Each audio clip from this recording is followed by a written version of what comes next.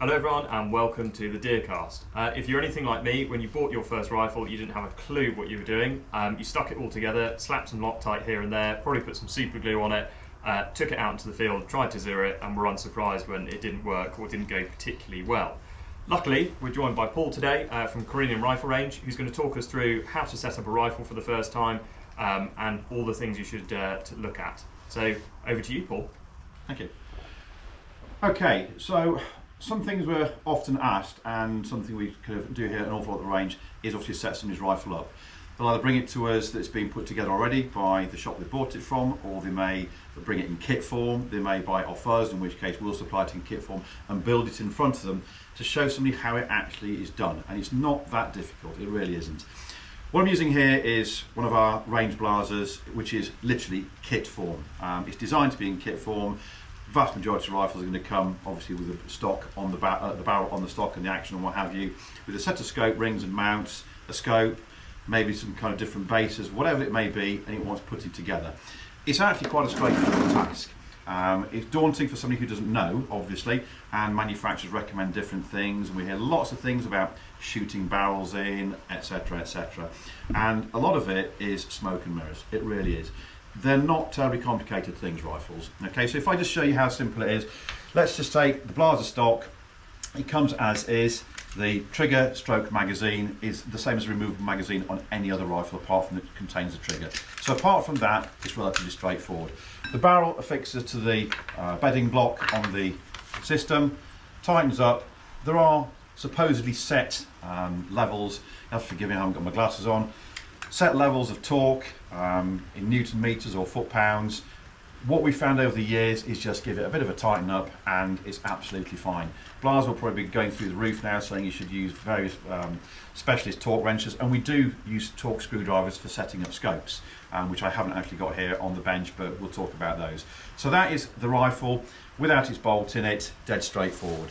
On the blazer or any other rifle, we pop the bolt in, make sure everything's hunky-dory, make sure it's smoothly cycling backwards and forwards and there's no issues there. So there's your basic rifle, dead straightforward. It may even come like that out of the box, so a ticker or a Seiko will come like that out of the box, pop the bolt in, same thing.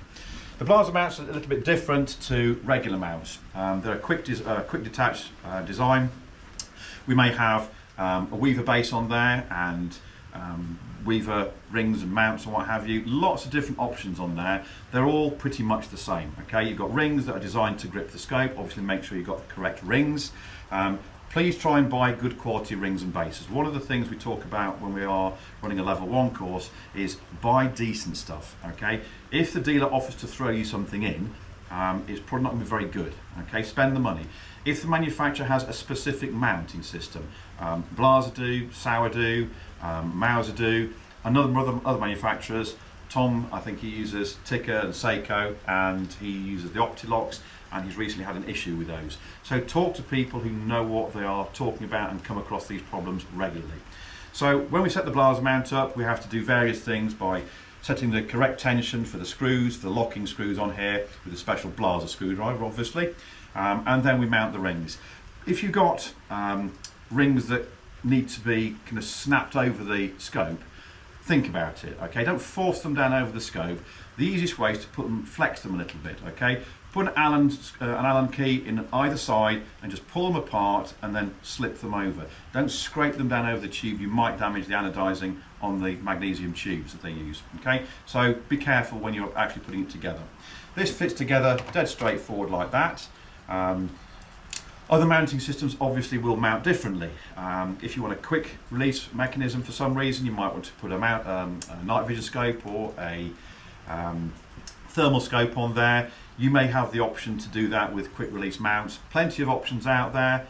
Again, buy good quality ones. Okay. Then the moderator screws on the end of the rifle, like so.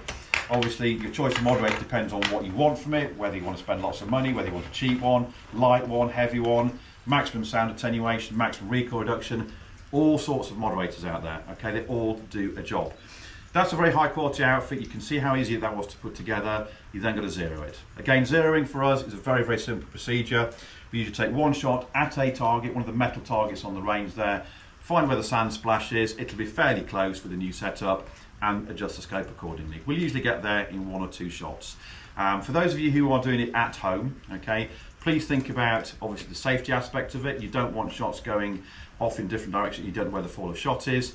Try to have something that will give you the fall of shot. Regularly we have rifles here where people just don't know where they're shooting. They've been tried zeroing them in a field, off the bonnet of the truck or something, and it's been going all over. Well, where have those bullets actually gone to? At least with here, you've got a safe, controlled environment. So please find a safe, controlled environment, and you'll save yourself a lot of money in ammunition and keep it nice and safe. Other than that, I can't really add anything to it. It's not rocket science setting a rifle up. It really isn't. If you need advice, try to go somewhere that specialises in it. You know, again, I'm not having a dig at any dealers whatsoever, but you know, they're putting together kits. They're selling shotguns. They're selling clothes. They're selling boots. They're selling sticks, knives. Goodness knows what else. Loads of stuff they're doing, and it's unlikely that a particular shop may have somebody who specialises in rifles and putting them together. I briefly mentioned torque screwdrivers early on. I'll just come on to that. I've skipped past that. Whenever you put something on a rifle, it will usually have a torque recommendation. Okay, very few dealers will have a torque screwdriver of any sort. They'll probably use the little Allen key that comes in the packet with the rings and bases. You cannot apply torque by hand accurately. It needs to be done with a proper torque screwdriver, particularly on rings and bases. Okay, if a manufacturer has a setting on the rings and bases, I use it. Okay, I may even give it a little bit more. So for instance, the Blaser rings, they should be around 2.1, 2.2 Newton meters. I usually set them at 2.5. It's only a fraction more. We've never ever had them come loose. Similarly, on the rings where they attach to the bases, I think that's about 6 Newton meters or 7 Newton meters from memory, and that's what I use every single time. And again, we've never had anything come loose. You shouldn't need Loctite on things. Okay, if you do have to use Loctite, or if you are at all worried, please make sure you use the correct Loctite. Okay, not all Loctite is the same. The one that's recommended for things like action screws and what have you, ring screws, is Loctite 243. It's the blue one. Okay, for information, it's not super glue. I have seen rifles with super glued things on them before. I've had to take them to gunsmiths, get them drilled out of the actions. All right, it's not the way forward. If you are concerned about things moving, and if you've got good quality stuff, it shouldn't move. All right. So if you are concerned, use Loctite 243, but you shouldn't need to. Good quality rings, good quality bases, they should fit together and hold your scope plenty securely. So there you have it, guys, the definitive guide on how to set up your rifle, scope, mounts and moderator. A huge thank you to Paul from Corinium Rifle Range. As per usual, please remember to comment, like and subscribe. If you've got any questions, drop them in the comments below.